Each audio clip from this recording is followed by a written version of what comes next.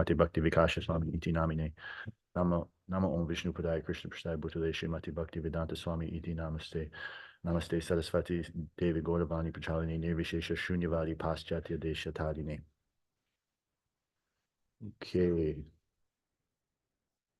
Good morning again. We will be studying the verse from the Srimad Bhagavatam, Canto 2, Chapter 5, verse 18. Om Namo Bhagavate Vasudevaya. Om Namo Bhagavate Vasudevaya. Om Namo Bhagavate Vasudevaya. Om Namo Bhagavate Vasudevaya.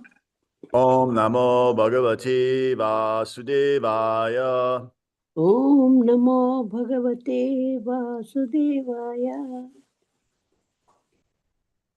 I'll do the verse 3 times and then I'll open it up for the devotees online. Sattvam rajas tama iti nirgunasya gunastraya iti sarga nirodheshu grihita mayaya vibho. Sattvam rajas tamas iti, Sattvam rajas tama iti nirgunasya gunastraya stihi sarga nirodheshu grihita mayaya vibho. Jai. Sattvam rajas tama iti nirgunasya gunastraya stihiti sarga nirodheshu grihita mayaya vibho. Hare Krishna. Anyone please chant? Hare Krishna. Sattam rajastama iti nirgunasya gunastraya stiti sharga niruddhesha grihita mayaya vibhu. Sattvam rajastama iti nirgunasya gunatraya sthiti sarga nirodheshu grahita mayaya vibho. Krishna. Hare Krishna. Sattvam rajastama iti nirgunasya gunastrayaha sthiti sarga nirodheshu grihita mayaya vibho.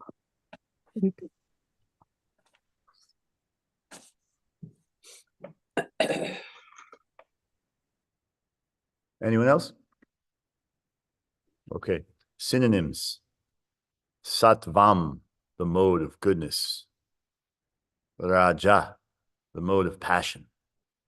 Tama, the mode of ignorance. Iti, all these. Nirgunasya, of the transcendence. Gunatraya, are 3 qualities. Stihiti, maintenance. Sarga, creation. Nirodeshu, in destruction.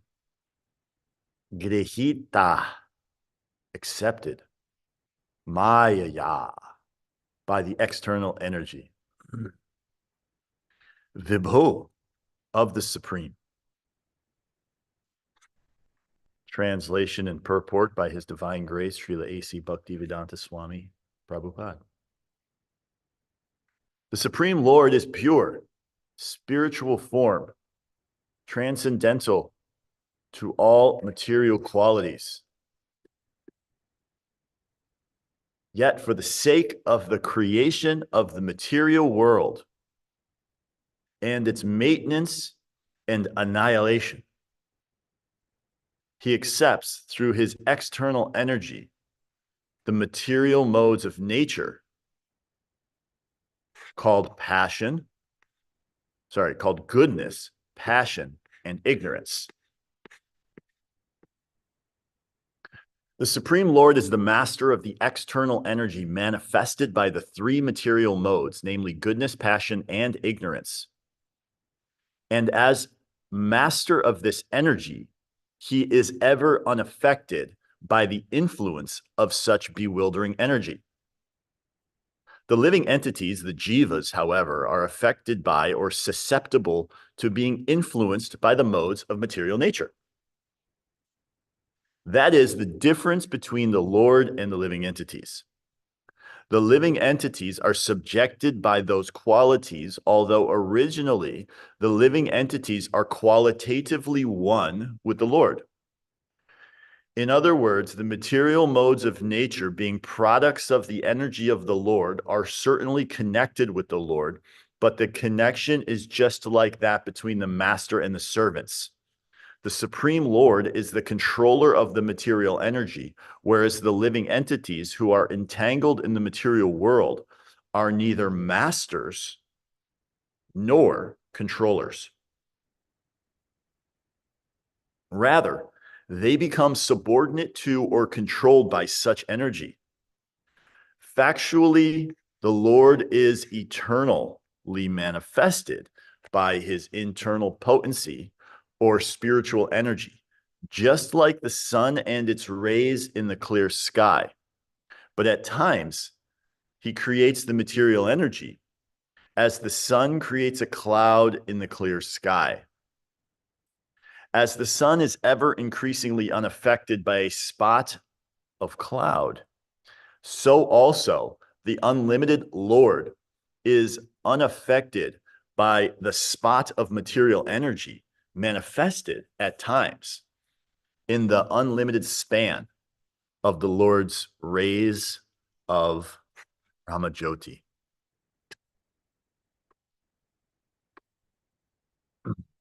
Om Jnana Timirandasya Gananjana Shalakaya Chakshulun Militam Jena Tasmai Shri Gurave Namaha Shri Chaitanyam Hanobishtam Sthapitam Jena Bhutale Svayam Rupa Kadhamayam Tadhati Sva Padantikam Jai Shri Krishna Chaitanya Prabhu Nityananda Shri Advaita Gadadhar Shiva Sari Gaura Bhaktavrinda Hare Krishna Krishna Krishna Hare Hare Hare Rama Rama Rama Hare Hare.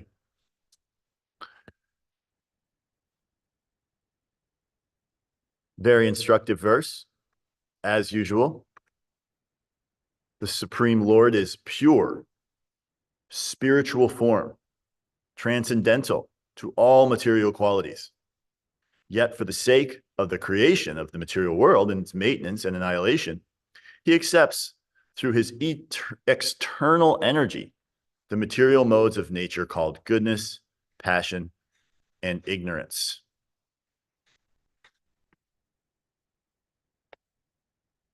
The main point here in this verse is that Krishna is never affected by the three modes of material nature, and that he's actually establishing and creating those three modes.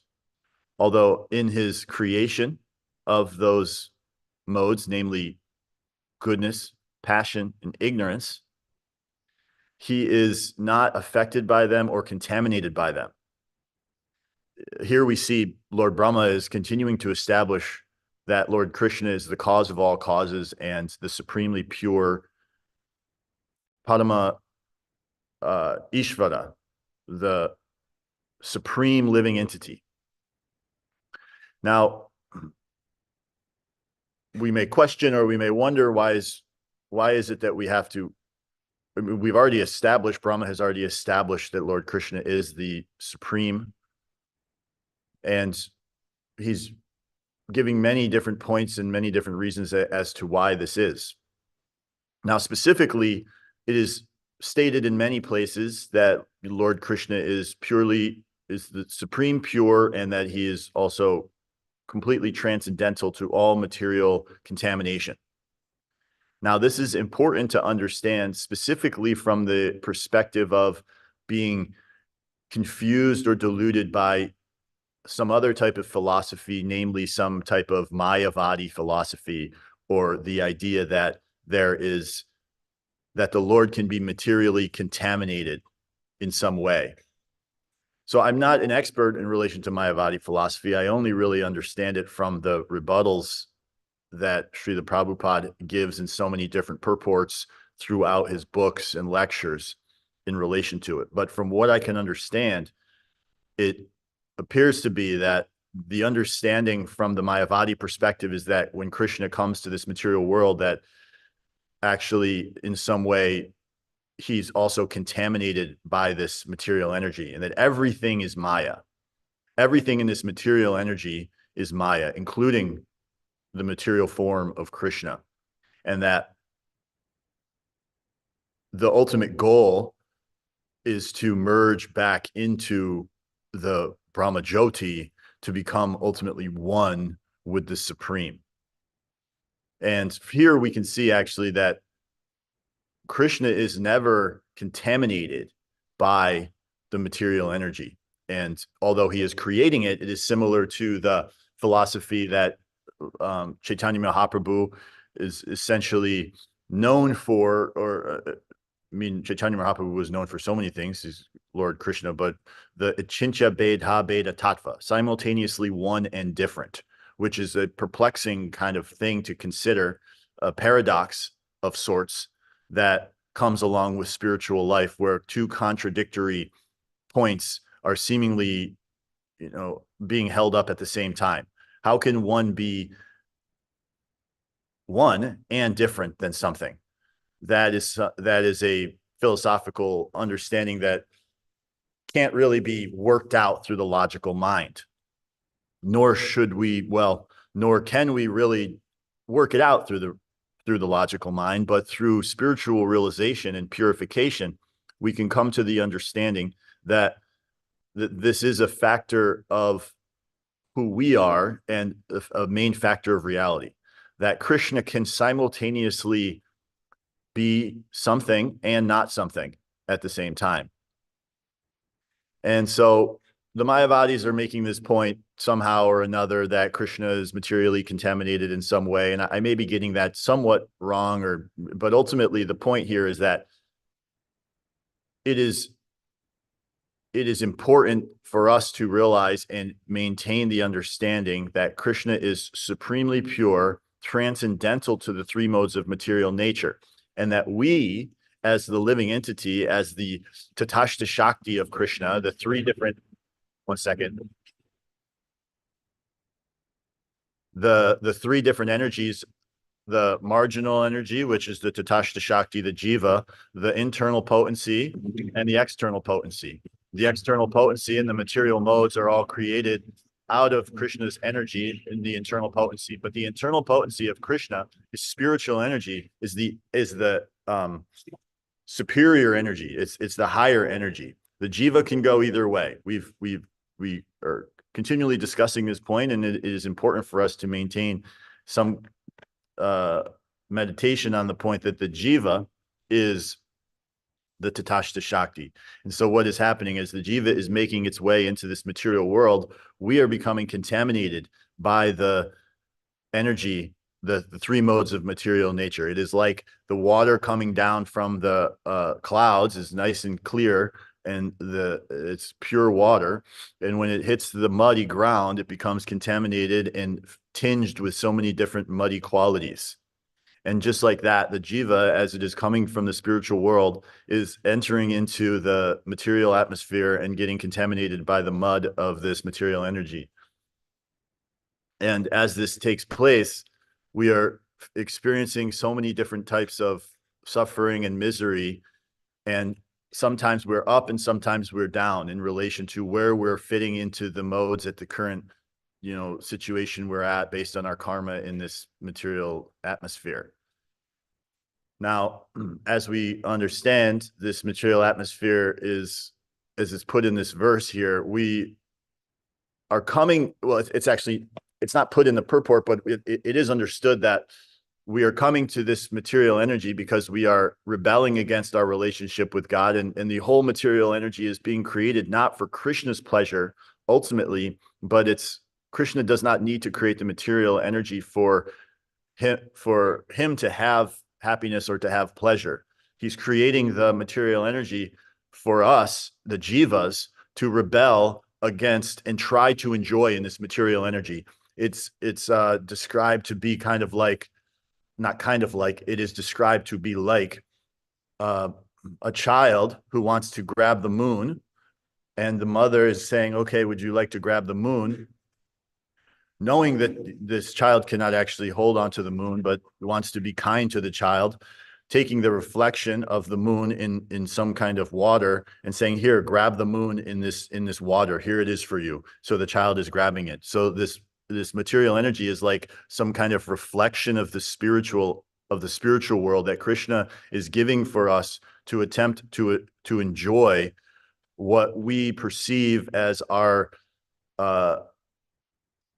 potential to enjoy, to be happy independently from Krishna, so that we can become the controllers or the enjoyers. But ultimately, as it is said in this purport, the living entity actually is not the controller, and ultimately is not the enjoyer, and we're not the master. As much as when we're in this deluded state, we want to try to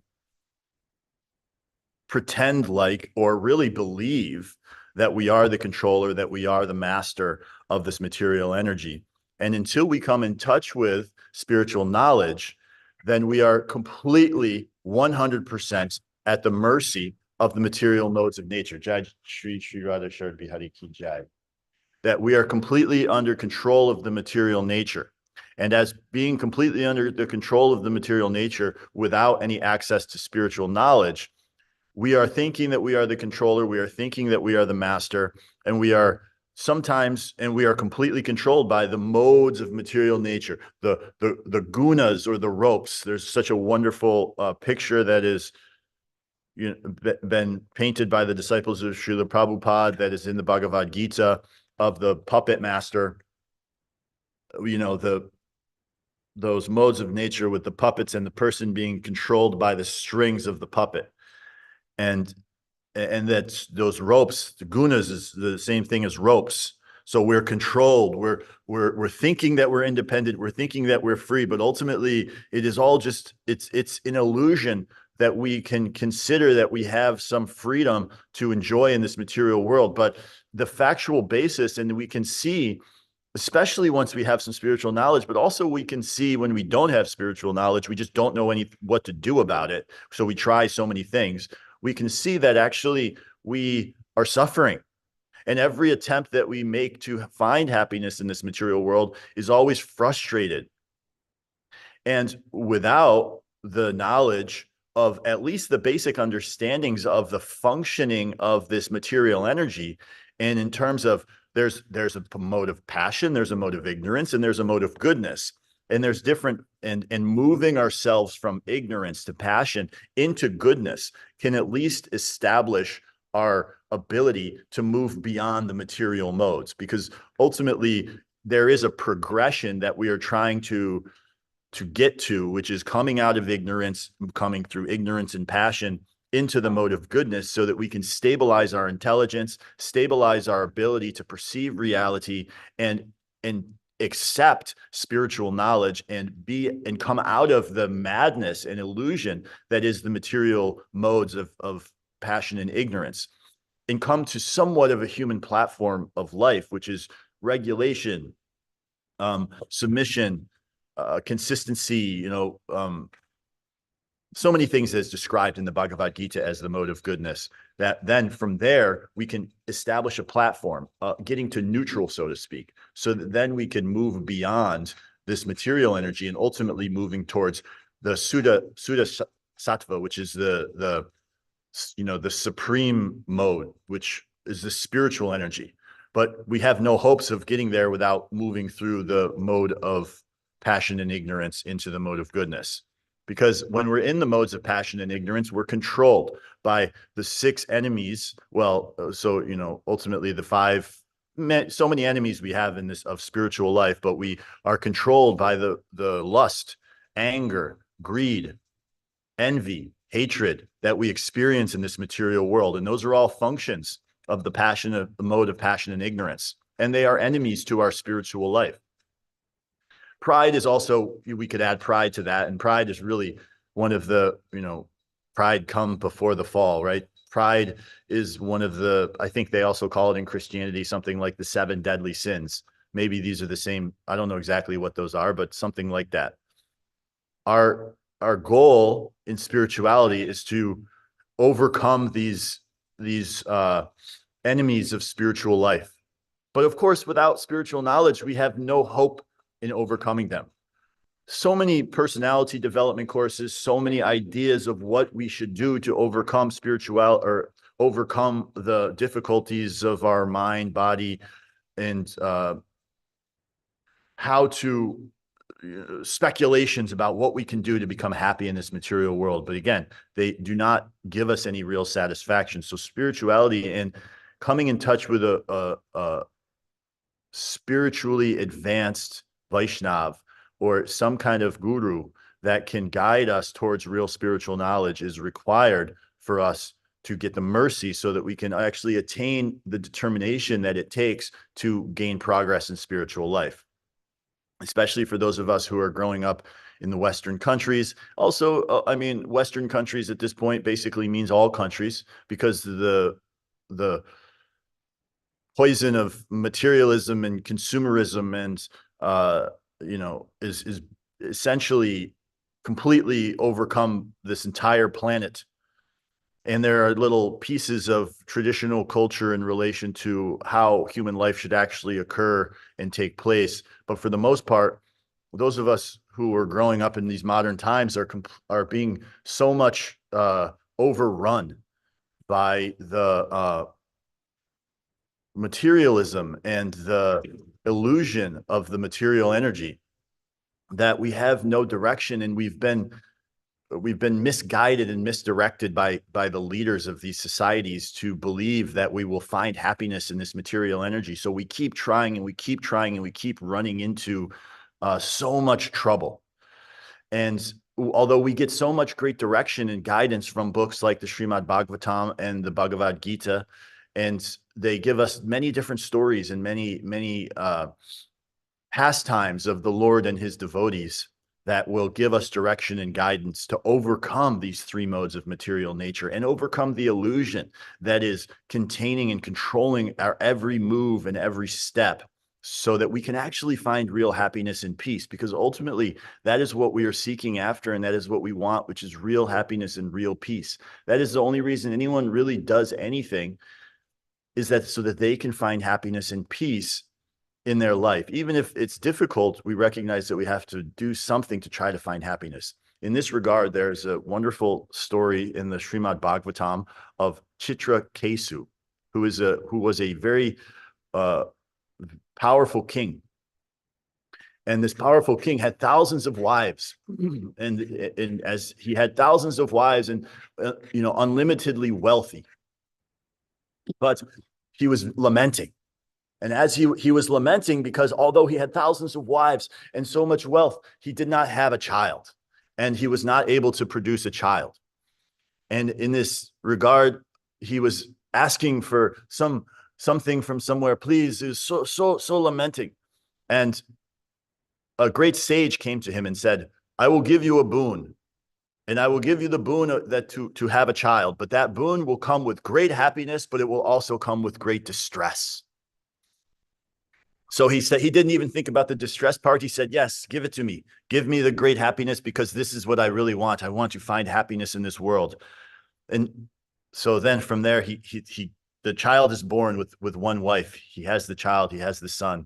And as he has this child, he starts spending all his time with the one wife and the one child. So what happens, of course, what happens in this material world, envy takes place. So in this, all the other co-wives started to get very jealous of this child and the wife. So what did they do? They poisoned the child. They killed the child. As this happened, of course, then the king becomes here comes the distress, because with happiness in this material energy, of course, there must be distress.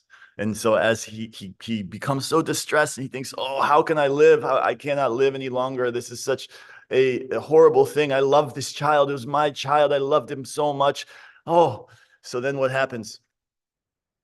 Narada Muni comes. Narada Muni and Angira, the other sage, and he comes back, and they say, okay, we will give this child some little bit of life to come back and try to appease your suffering. So then the child comes back and he looks at the father and he says, who are you? You are not my father. I have so many fathers.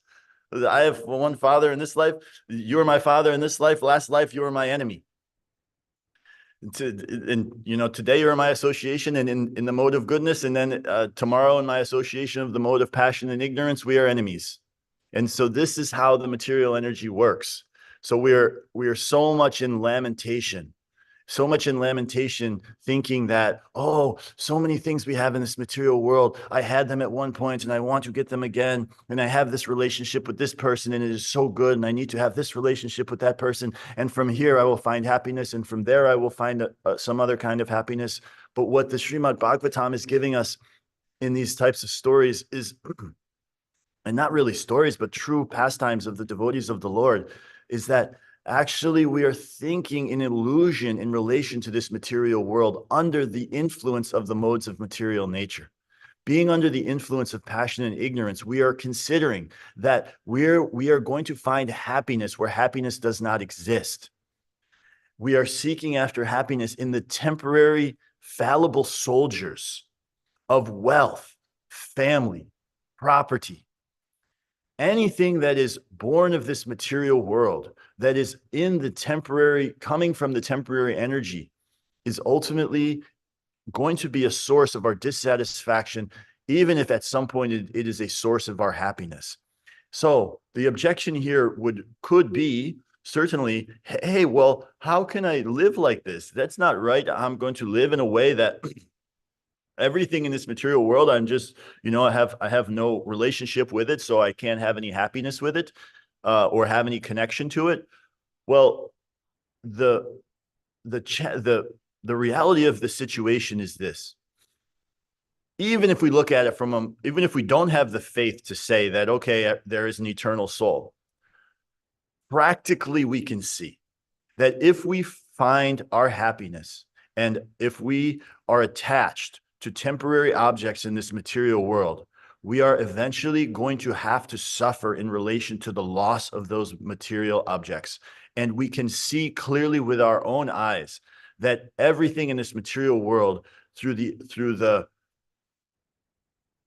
time factor is being born, coming to a point, and then moving out of existence. So it actually, if what the point of this Chitrakesu pastime really can guide us is that it is our attachment to these temporary material things that is causing us suffering. And if we can shift that attachment away from the temporary material objects of this material energy, which are completely grounded and controlled by the three modes of material nature, and shift our attachment to that which is eternal. That which is eternal ultimately is Krishna and Krishna's superior energy. Then our true happiness can actually come to life. And although we may be living in some kind of fool's paradise in our current life, thinking that our situation is very comfortable, that our kids are very sweet, that our job is very nice, our boss is giving us so much money every week or every month, that ultimately this fool's paradise is giving us a false sense of confidence. And that eventually, if we utilize all of our time being comfortable in this situation that we find ourselves in, eventually we will get to the point of the end of this material life, and we will not have any direction or guidance in relation to where we are going to go next. And the suffering of having to give up and have everything that we so much love in this material world, just like Chitrakesu, this thing that we love so much, ripped away from us by the cruel hands of time and death. And we will lament at that time and think, oh, what pain and what mistakes I have made. So in that way, we can transfer this attachment. And it's not as if we have to be, you know, against those people in our lives or against the material energy. It is an energy of Krishna. We can recognize it as what it is in the value that it has in its relationship with Krishna, and that everything is a emanation from Krishna. But we recognize that our attachment should be towards Krishna. And how do we develop that attachment, and how do we gain deeper faith? Through the mercy of the Guru and the association of Vaishnavas. So, and how do we do that? We can continue to gain knowledge and connect in with Srila Prabhupada's message, and ultimately through chanting Hare Krishna, through Harinam Sankirtan, through the purification process that is the only bona fide way in this, as described in the Srimad Bhagavatam and throughout the scriptures, of Harinam Eva Kevalam, the chanting of the holy names of the Lord, so that we can purify our consciousness, purify our intelligence, and bring ourselves to the point of being able to break free from the illusions that we're finding ourselves in this material world.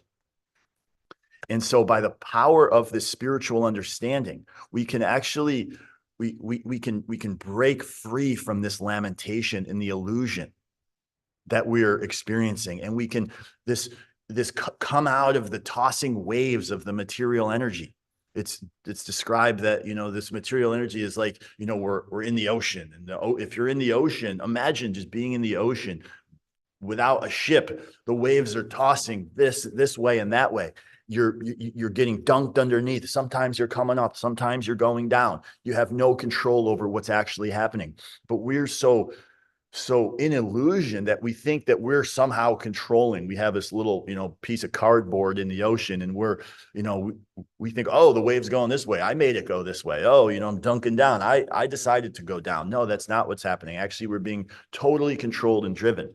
But Krishna is never controlled by this energy, although he has created it. And that's what's being described in this verse. So we work to purify ourselves.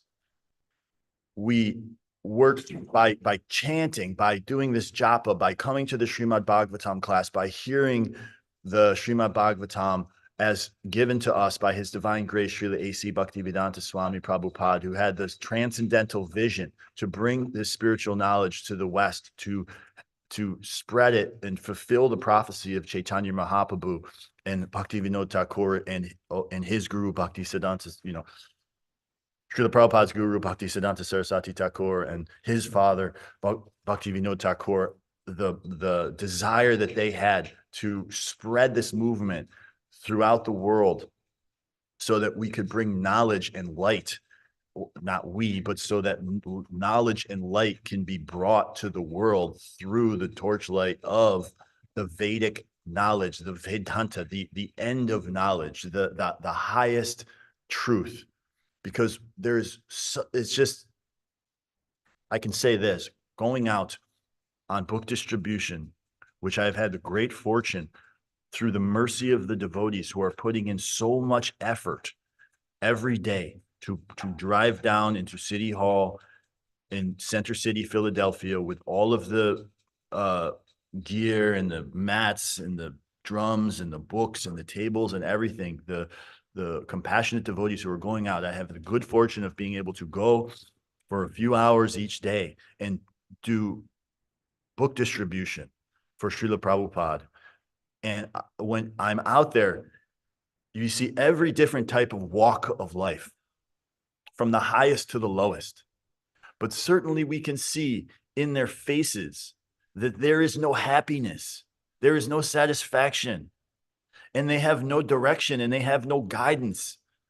And the only guidance and direction that they can act, that will give them the satisfaction that they are seeking after, is this books by Srila Prabhupada, is the getting purified by the holy name so that they can get the philosophy and come out of the darkness of ignorance in the modes of passion and ignorance.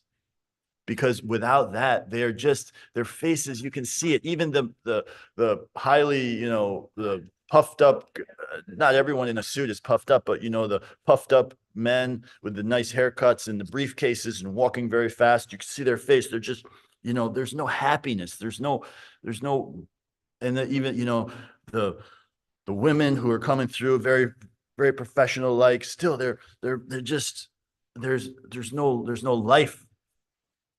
So what we want to try to do is give everyone life, just like we were given life by some devotees and the mercy of the devotees, so that we can also gain this spiritual awakening and spiritual understanding and start the process of devotional service, so that we can escape this cycle of birth and death and escape this cycle of greed and envy and anger and lamentation, which is so prevalent in this material energy without spiritual knowledge. The only hope that we have to come out of this lamentation, to come out of greed, to come out of envy, is through spiritual knowledge.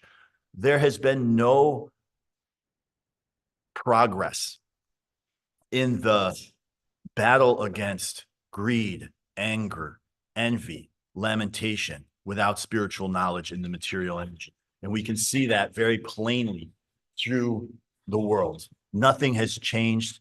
How much technology do we have? This so-called technology is supposed to be helping people, so-called medical technology, scientific knowledge, this and that. Now, okay, fine. People want to spend their lives learning, trying to examine and speculate about the material energy, but how much happiness has it brought people? How much peace has it brought to the world? Where is the envy that is not being, where is the removal of envy from people's hearts? People are as envious as ever from each other, from country to country, people to people, even from species to species. Human beings so envious of even the animals. We are killing them and slaughtering them. Millions and millions and billions of animals are being slaughtered every single day, every single year. Why? Because human beings do not understand that the true nature of the soul and the karmic responsibility that we have to actually be compassionate to these living entities. Why? Because we do not have the spiritual understanding, the spiritual awakening. The only chance that this world has of finding peace, finding happiness, finding anything beyond envy, pain, suffering, lamentation, is through the true spiritual knowledge. We can be brought together on the platform of love of God. We can be all of us can be brought together. This is what we are what we are involved in this movement of Srila Prabhupada. ISKCON is not a religious sectarian movement. We are not here to propagate Hindu Dharma. We are not here to propagate Muslim, Hindu, Christianity. We are here to spread and show and give the true nature of the soul, Jiver Sarup Hoy, Nitya Krishna Das. We are eternal servants of God. Ultimately our goal is to come to the platform of love of God. So we can share this with people and try to find it in our own hearts and give this real gift. Everyone is looking for a gift in the Christmas season. They want to give a gift. They want to get a gift. Here is the gift. We are giving the true gift of spiritual knowledge so that actually we can find a way out of this suffering of the three modes of material nature. So here we have this verse ultimately is establishing the purity of Krishna, establishing that Krishna is never contaminated by these three modes of material nature. Although we, as the living entity, as the jiva, as the tatashta shakti, the marginal energy of Krishna, we have fallen into this material energy, and we have, thank you, Prabhu, we have been brought into the illusion. We have fallen in the pure state of the water from the cloud, and we have fallen into the muddy ground. And and we are not, as this verse is describing, we are not the controller, we are not the master, but it's given very nice in the purport by Srila Prabhupada. Krishna is like the sun. The sun is spreading its rays, and sometimes the rays of the sun are blocked by the cloud. but that does not change that the sun does not become contaminated by the cloud, and those rays are still there, even though the cloud is being covered, or the cloud is covering the rays of the sun. So like this, even if we are covered, even if our spiritual energy is covered, and those other living entities in this world, if the true rays of who we are covered by the modes of material energy, we are not, ultimately, it doesn't change the truth of who we are, which is the eternal spirit soul in connection with Krishna. And from there, we can, when we understand this, when we practice it, and we come to the point of spiritual knowledge, we can come out of the illusion, we can come out of the suffering that we are experiencing in this material energy, and we can also give it to others. So in that way, I will open it up for any questions or rebuttals or concerns or anything that any devotees might have in relation to what I've said. And I'll just check my notes to see if I missed anything that I wanted to say. So if there's anything that any devotees would like to make a comment on, please do so. I'll check.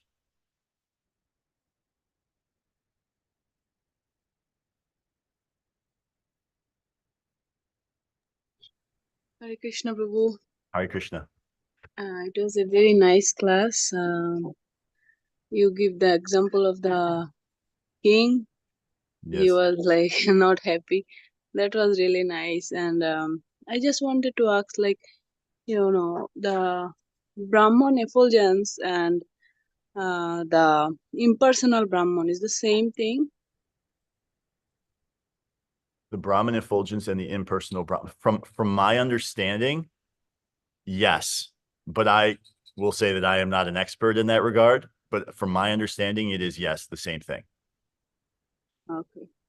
But if there's any other advanced devotees or any devotees who have a clear understanding of that specific aspect, please feel free to answer that question.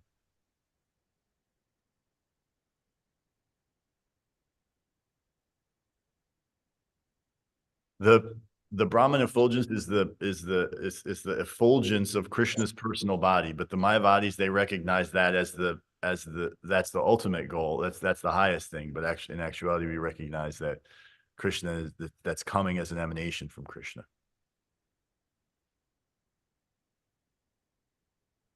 So let me see.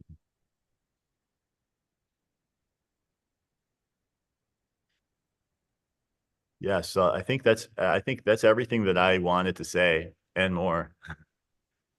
Thank you so much for the beautiful class. Hare Krishna. Thank you. Hare Very nice class, Prabhu. Thank you, Bob. Hare Krishna. Hare Krishna. Anything else? Anyone else want to say? Okay. Jai. So the Sankirtan today, I think we'll be there today as well, just to continue the plug for that at 11 o'clock to 2 o'clock at City Hall. Yes. And just one other quick plug in relation to that. We were discussing this concept of doing a Maha Sankirtan on December 23rd. And so we're kind of formulating it right now, that's a Saturday, the day before Christmas Eve. So City Hall, they have like a Christmas village going on. There's probably going to be so many people. I mean, it's going to be huge on that day. So we're thinking to really try to get as many devotees as possible to come out and really have an amazing longer kirtan on that Saturday. So we'll discuss more and send out some information about it. But if anyone can now mark that in the calendar, that Saturday, to come out and do book distribution, Harinam, and maybe even some prasadam distribution, we can give the real gift of Krishna consciousness on that day. And so more to come on that as the weeks roll on. Jai. Jai. Hare Krishna devotees. There's darshan of the. Okay. Panchakopa Trupyascha Kripa Sindhu Jai. Nice class.